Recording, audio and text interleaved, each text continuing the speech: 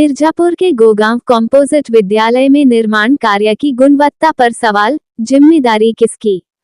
मिर्जापुर जिला, उत्तर प्रदेश के 96 ब्लॉक के अंतर्गत ग्राम सभा गोगांव में स्थित कॉम्पोजिट विद्यालय में चल रहा छत निर्माण कार्य गंभीर सवाल खड़े कर रहा है। स्थानीय लोगों के अनुसार ग्राम प्रधान द्वारा कराए जा रहे इस निर्माण कार्य में घटिया सामग्री का उपयोग हो रहा है।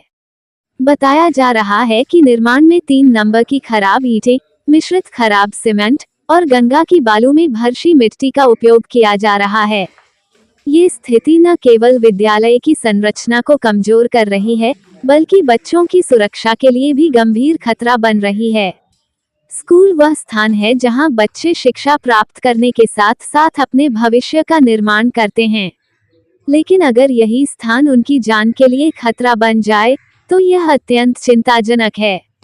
यदि इस घटिया निर्माण के कारण भविष्य में छत गिरने जैसी दुर्घटना होती है और 50 बच्चे हताहत होते हैं, तो इसका जिम्मेदार कौन होगा?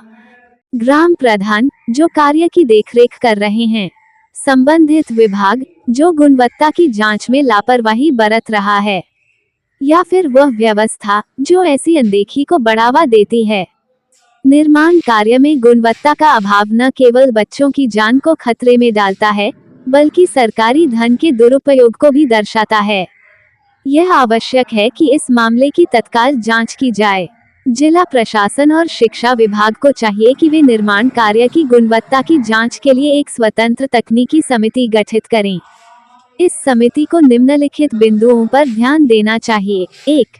तारांकन सामग्री की गुणवत्ता। तारांकन उपयोग की जा रही ईंट, सीमेंट और बालू की गुणवत्ता की जांच हो, ताकि यह सुनिश्चित हो कि वे मानक के अनुरूप हैं।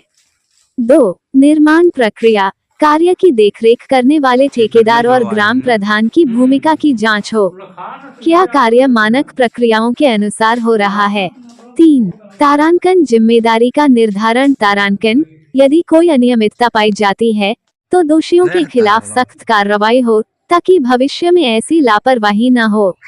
4. तारांकन तत्काल सुधार। तारांकन, यदि सामग्री या निर्माण प्रक्रिया में कमी पाई जाती है तो कार्य को तुरंत रोका जाए और मानक सामग्री के साथ दोबारा शुरू किया जाए।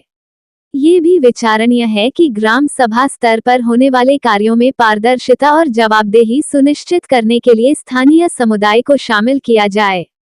ग्रामवासियों को निर्माण कार्य की निगरानी का अधिकार और जिम्मेदारी दी जानी चाहिए, ताकि वे अपने बच्चों की सुरक्षा के लिए सजग रहें। अंत में, ये घटना हमें एक गंभीर सबक देती है कि सरकारी योजनाओं और धन का उपयोग जनहित में होना चाहिए, न कि निजी स्वार्थ या लापरवाही का शिकार बनना चाहिए। जिला प्रशासन को तत्काल इस मामले में हस्तक्षेप करना चाहिए और यह सुनिश्चित करना चाहिए कि गोगांव के कॉम्पोजिट विद्यालय का निर्माण कार्य न केवल समय पर पूरा हो, बल्कि वह बच्चों के लिए सुरक्षित और मजबूत भी हो। बच्चों का भविष्य और उनकी सुरक्षा हमारी सर्वोच्च प्राथमिकता होनी चाहिए।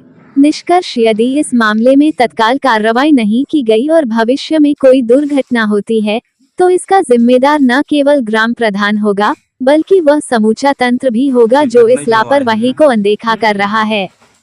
समय रहते जांच और सुधार ही इस खतरे को टाल सकता है।